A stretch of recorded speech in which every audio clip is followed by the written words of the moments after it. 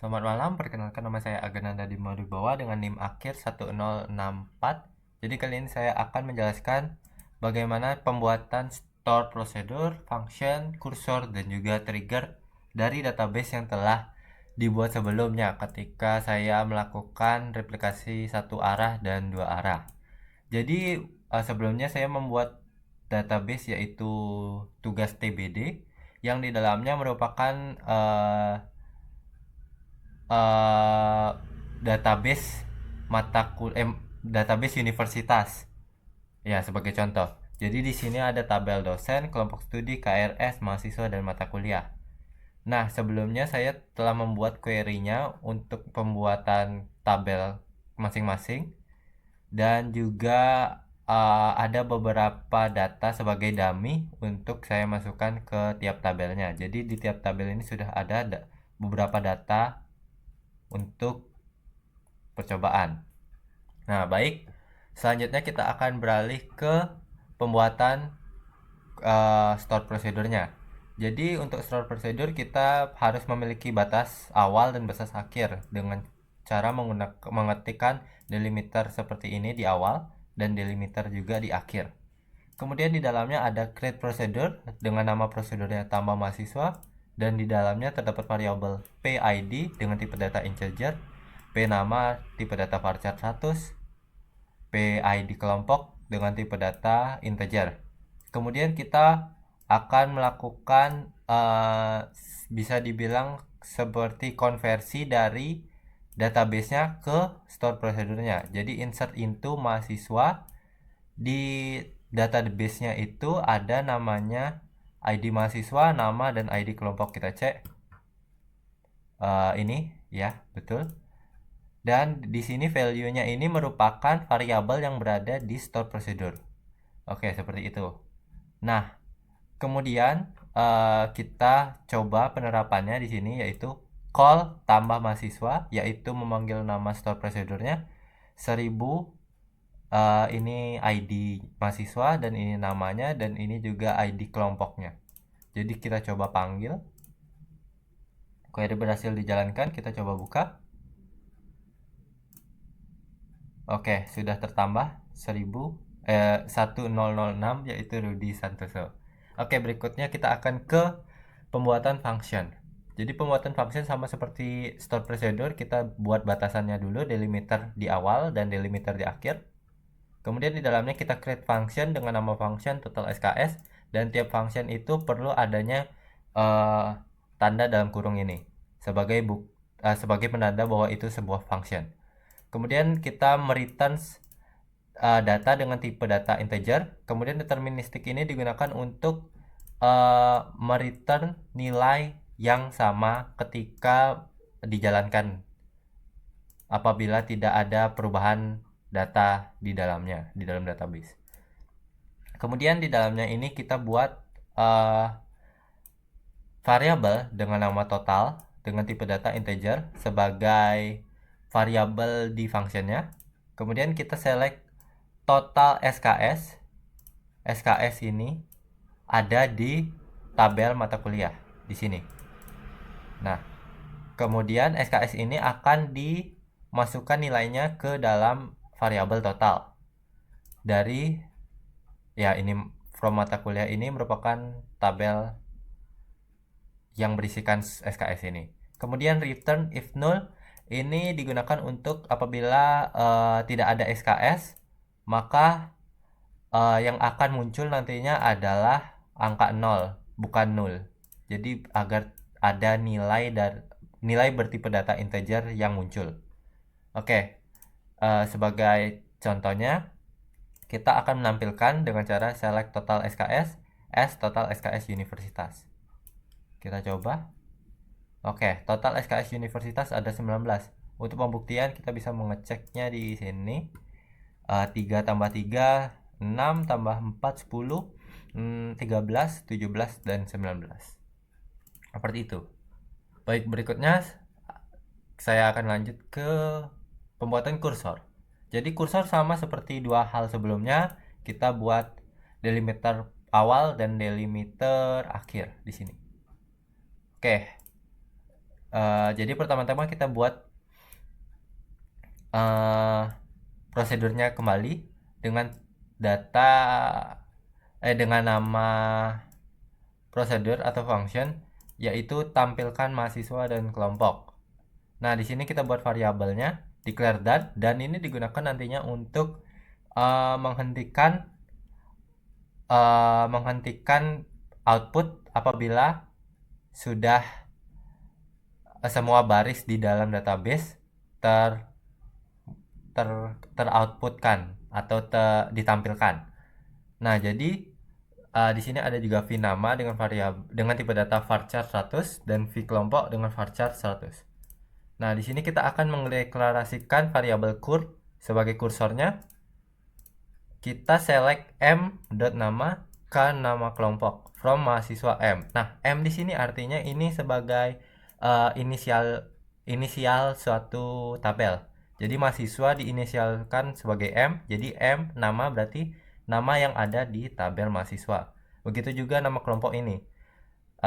Tabel kelompok studi diinisialkan sebagai K. Jadi K nama kelompok. Dan ini digunakan untuk menjoinkan kedua tabel tersebut, yaitu tabel mahasiswa dan tabel kelompok studi. Nah, kemudian kita akan declare continue handler for not found set done. Nah, ini untuk memastikan kalau misalkan semua datanya sudah tertampil, maka dia akan mengestop tampilannya. Kemudian kita mulai open kursor. Nah, di sini kita lakukan looping per tiap baris data. Jadi di sini kita lakukan looping mengecek tiap baris per nama dan kelompoknya.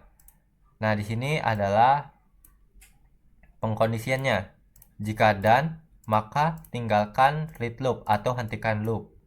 Kemudian kita select nama sebagai nama mahasiswa ini untuk judul kolomnya nanti yang akan ditampilkan, dan ini juga kelompok studi ini judul kolom dari kelompok studi ini. Oke, agar lebih jelas kita langsung coba panggil, yaitu dengan cara call tampilkan mahasiswa dan kelompok.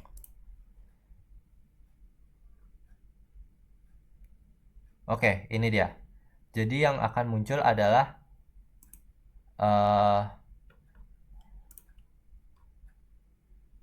sebentar, yang ada di mahasiswa ini, Adiano Susilo dengan ID kelompok 101 teknologi artisan. Seperti itu. Maka dia akan menampilkan satu data saja karena dia telah mengecek data nama dan nama kelompoknya sudah berhasil ditampilkan, maka dia akan mengestop loopingnya. Oke, selanjutnya kita akan ke trigger yang terakhir. Sama seperti sebelumnya, kita buat delimiter awal dan delimiter akhirnya. Kemudian kita create trigger dengan nama check SKS. Kemudian trigger ini akan dijalankan sebelum before insert on. Oke, sebelum memasukkan data ke KRS. Nah, for each row, per barisnya. Oke, baik, di dalamnya itu kita mendeklarasikan variabel total dengan tipe data integer. Kemudian kita lakukan penjumlahan mata kuliah SKS-nya, SKS tiap mata kuliahnya di sini. Oke, selanjutnya setelah dijumlahkan, dia akan masuk ke variabel total. Kemudian mk.sks ini diambil dari tabel KRS yang diinisialkan sebagai K. Nah, ini untuk menggabungkan tabel mata kuliah dan juga tabel KRS-nya nanti. Lalu select total plus select SKS from mata kuliah where ID MK sama dengan new ID MK into total. Oke, jadi ini untuk melakukan pentotalan juga untuk mengkonversikan ke dalam triggernya. Oke, di sini kita akan membuat pengkondisian agar triggernya dapat dijalankan. Jadi kalau misalkan total dari KRS, data KRS terbaru lebih dari 19, atau misalkan KRS-nya sudah mencapai 19 SKS, maka yang akan muncul adalah ini, set message text, yaitu total SKS melebihi batas maksimum 19. Oke, mungkin kita coba dulu. Baik, untuk insert into KRS, kita panggil atribut ID mahasiswa dan ID MK dengan nilai, oke, ID mahasiswanya 1001, yang berarti dia adalah Adrianus Susilo, dan ID MK mata kuliahnya 205, yaitu analisis data dengan SKS sebanyak 4. Oke, mungkin kita lihat dulu KRS-nya, tabel KRS-nya. Mahasiswa 1001, kita lihat ada dia telah mengambil mata kuliah dengan ID 201, 202, 204, dan 206. Kita lihat. Oke, di sini 201 sebanyak 3 SKS, 202 sebanyak 3 SKS berarti 6 SKS, 204 sebanyak 3 berarti 9 SKS, 206 ada 2 SKS berarti ada 11 yang dia ambil. Berarti otomatis kalau misalkan kita masukkan ini mata kuliah analisis data dengan SKS 4, berarti dia masih bisa ditambahkan. Kita cek. Oke, masih bisa ditambahkan. Di sini 205. Berarti sekarang totalnya ada 15 SKS. Mungkin kita coba lagi sekali untuk menambahkan. Ini sebagai pengujian saja. Oke, masih bisa. Dan kita tambahkan lagi sekali.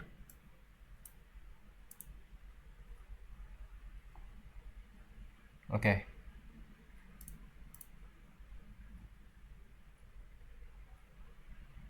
Sebentar.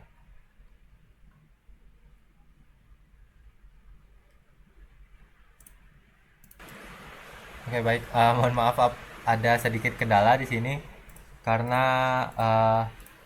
tadi triggernya ternyata saya ada sedikit perubahan nilai.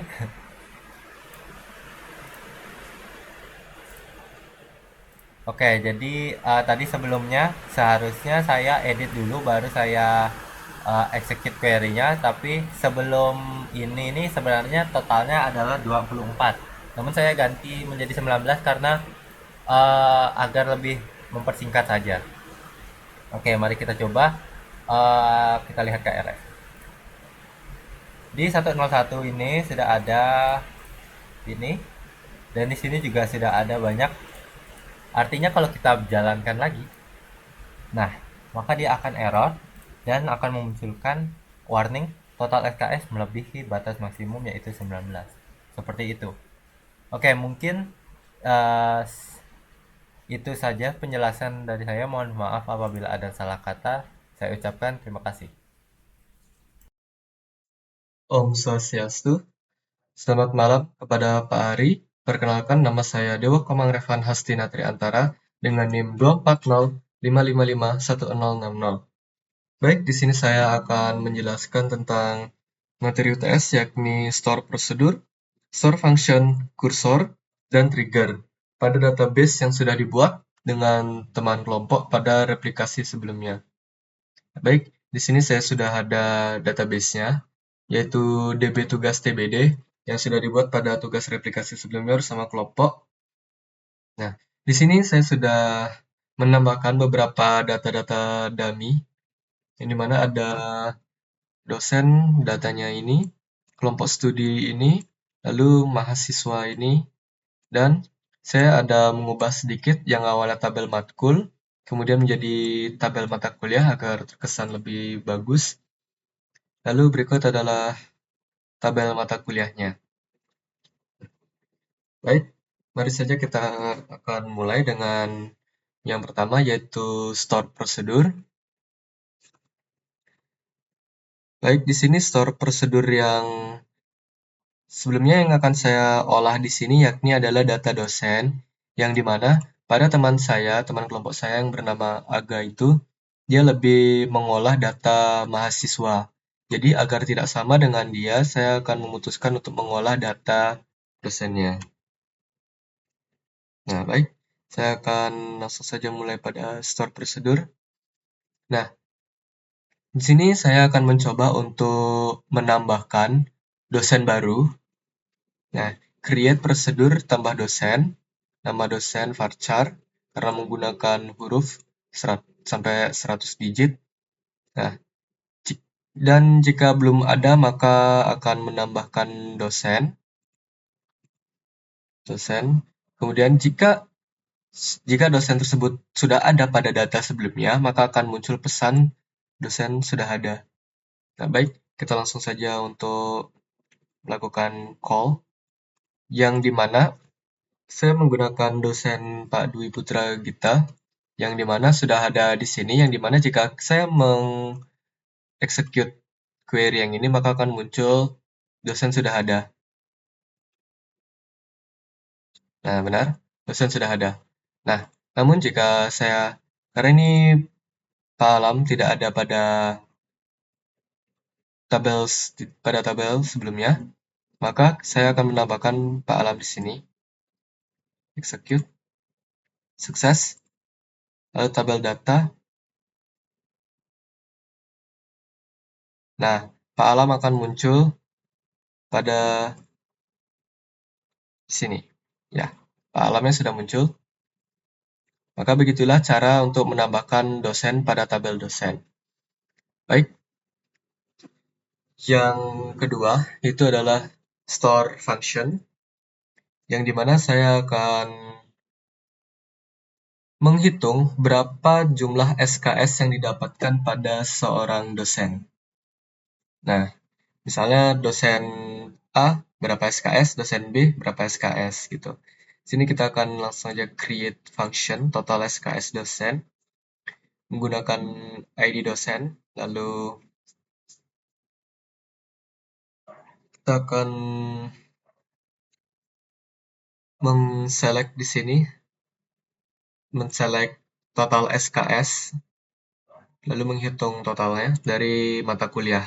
Jadi pada mata kuliah itu ada tabel, enggak, maaf, dari tabel mata kuliah itu ada SKS. Nah, lalu di sebelahnya juga ada dosen pengampunya. Nah, dosen pengampunya itu akan kira-kira berapa sih dapat SKS dia gitu. Where dosen ID sama dengan ID dosen, if null total 0, jika tidak ada maka hasilnya akan 0. Nah, di sini kita akan mencoba untuk mengecek berapa dapat SKS pada dosen 2. Dosen 2 di sini yang dimaksud adalah Pak Hari Susila. Akan execute. Oke, Pak Ari Susila itu akan mendapatkan 3 SKS. Dari mana kita bisa tahu? Karena di sini, ya, Pak Hari Susila memiliki ID dosen 2.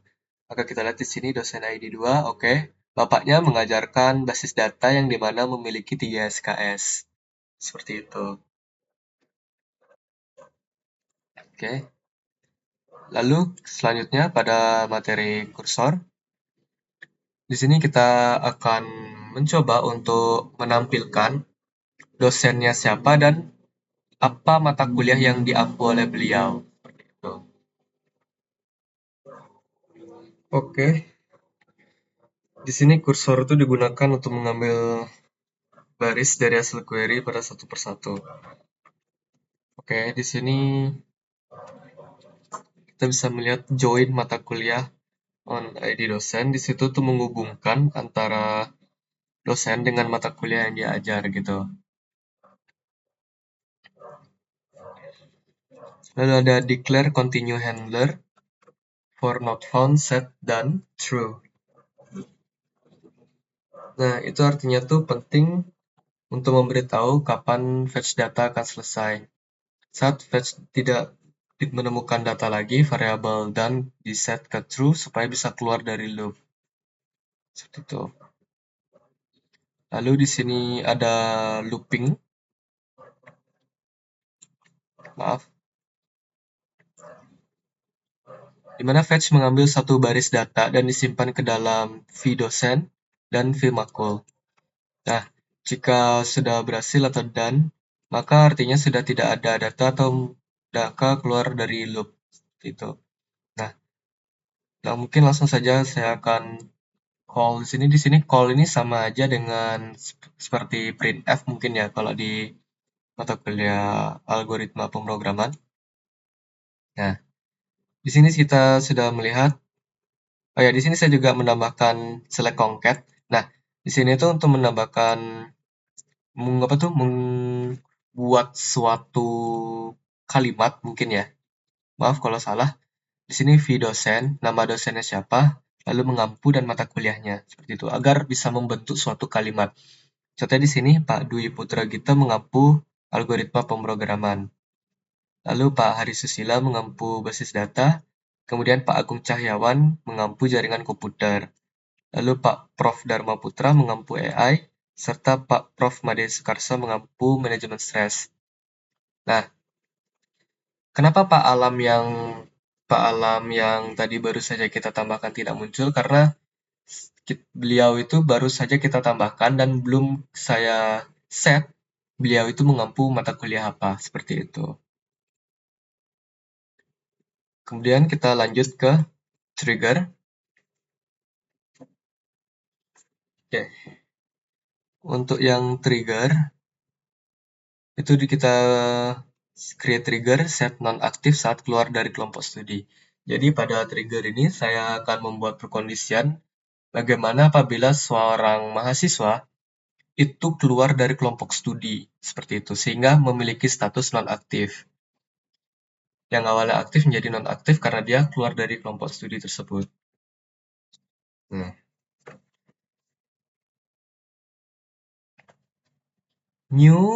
if new ID KS, nah ID kelompok studi is a null and old ID KS is not null, then set new status. Nah, apabila jika kita akan menambahkan yang baru, jika apa tuh namanya tuh? Mohon maaf. Jika nilai yang baru itu bakalan terhapus, misal nih, seorang siswa namanya A yang mengikuti kelompok studi KSR gitu misalnya. Nah, dengan ini maka KSR tersebut itu bakal menjadi nul dan statusnya akan dirubah menjadi nonaktif. Seperti itu contohnya. Baik, di sini kita bisa melihat sebelum select from mahasiswa where name. Ini adalah NIM mahasiswanya. Di sini kita akan update ID kelompok studinya menjadi nul pada NIM ini sehingga pada sehingga ini bakal masuk ke sini, yang dimana seperti yang sudah saya bilang tadi, jika ID kelompok studinya itu nul, maka statusnya dia di kelompok studi tersebut itu menjadi nonaktif. Seperti itu. Mungkin langsung saja kita execute.